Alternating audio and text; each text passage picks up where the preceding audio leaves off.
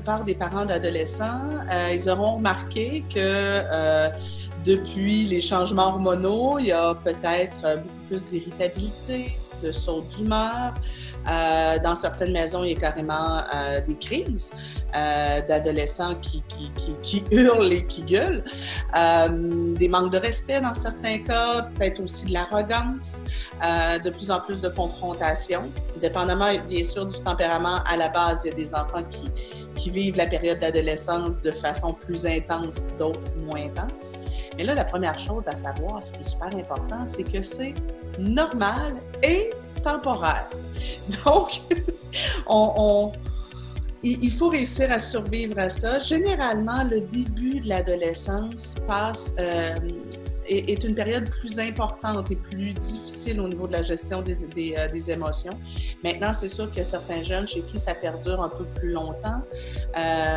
Ça peut tourner en confrontation, en opposition, mais le changement au niveau de la gestion des humeurs est plus flagrant assez tôt.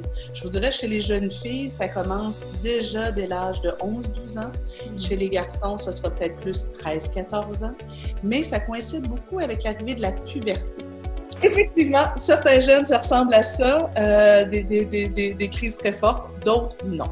Là, ce qu'il faut comprendre d'abord, c'est que il y a tout un processus de mutation qui se passe chez l'enfant, tant au niveau physiologique que cognitif, que affectif. Donc, beaucoup de changements dans le corps. On se parlait des hormones, bien entendu, qui amènent certaines variations au niveau des émotions, mais aussi, il faut comprendre que le corps de notre jeune change très vite. Et souvent, quand ils étaient enfants, ils imaginaient de quoi ils auraient l'air adultes. Il y avait certains espoirs au niveau de leur corps et parfois, mais ils peuvent être un peu déçus.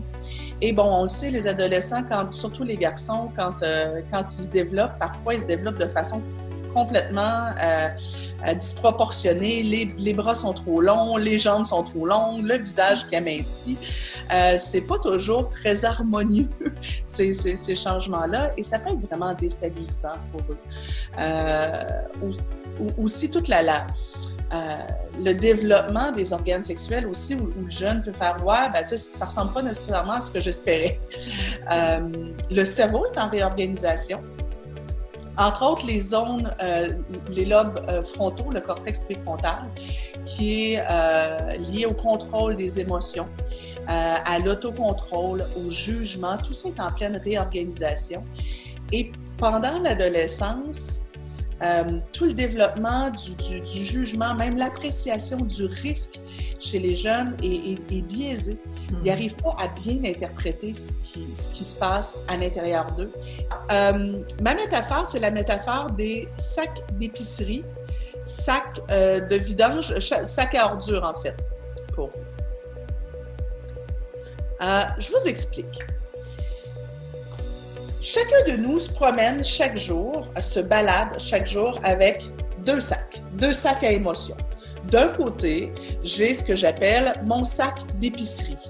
Dans mon sac d'épicerie, je viens déposer toutes les émotions qui goûtent bon pour moi.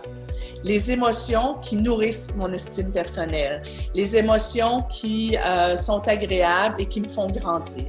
Alors, ce matin, j'ai une belle discussion dans la voiture avec ma mère et on rit. Ça va dans mon sac d'épicerie. Arrivé à l'école, ma meilleure amie me fait une confidence, je me sens importante à ses yeux, sac d'épicerie. J'ai une bonne note à mon examen de français, sac d'épicerie. Vous avez compris le principe. Mais de l'autre côté, je me balade avec un sac à ordures. Dans mon sac à ordures, je viens déposer les émotions plus désagréables. Celles qui sentent mauvais, celles qui goûtent mauvais et celles qui, parfois, sont un peu corrosives pour mon estime personnelle. Donc, justement, les reproches que mon père m'a fait sur le fait que j'avais une mauvaise note, sac de vidange. Mon professeur d'anglais qui a été désagréable, sac à ordures. Alors, tout ça, généralement, ça s'équivaut. Dans une journée, il faudrait, pour que je reste en équilibre, que mes deux sacs soient nourris. Alors, tant et aussi longtemps qu'à l'adolescence, oui, j'ai des trucs dans mon sac à ordures, mais ça, ce qu'il y a dans mon sac à ordures, ça m'apprend un peu à encaisser. Ça m'apprend à développer ma résilience, ma capacité à survivre à des trucs qui sont pas toujours, qui sont difficiles à vivre. Et c'est important que le jeune en vive de ça, parce qu'à l'âge adulte, il va en vivre encore. J'avais envie de voir avec vous, qu'est-ce que c'est de bien gérer ses émotions? Parce que souvent, ce qu'on attend de nos jeunes n'est pas clair. Ce qu'on leur dit, c'est écoute, tu as le droit d'être en colère, tu as le droit de ne pas être d'accord avec ma décision, par exemple, mais ne crie pas, ne claque pas les portes et je ne veux pas voir ce regard-là. Donc, à quelque part, c'est comme si on leur dit, tu as le droit d'être en colère, mais tu n'as aucune espèce de possibilité de l'exprimer. Et moi, je me souviens que quand j'étais jeune, ma mère me parlait de « tu dois contrôler tes émotions ». Et moi, ce que je décodais derrière son message, c'est « je devrais être de bonne humeur toujours, tout le temps, en toutes circonstances. Et je ne devrais pas avoir de variation dans mes émotions. » Et là, je ne suis pas d'accord. Pour moi, bien gérer ses émotions, c'est d'abord et avant tout accepter d'en vivre. Et accepter